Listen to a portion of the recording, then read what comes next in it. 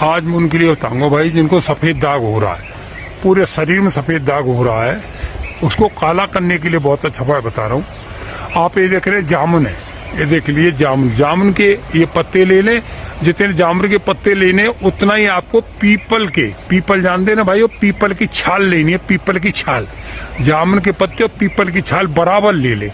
और आपको लेना है गौमूत्र, गौमूत्र होता है उसमें इनको अच्छी तरह पीस लें, बारीक पीस करके जहां भी सफेद दाग हो रहा उस पर उसका लेप करना है।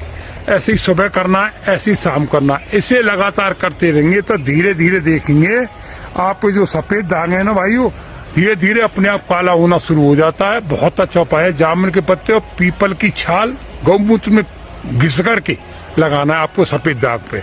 आपके सफेद दाग धीरे धीरे पूरी तरह ठीक हो जाएंगे।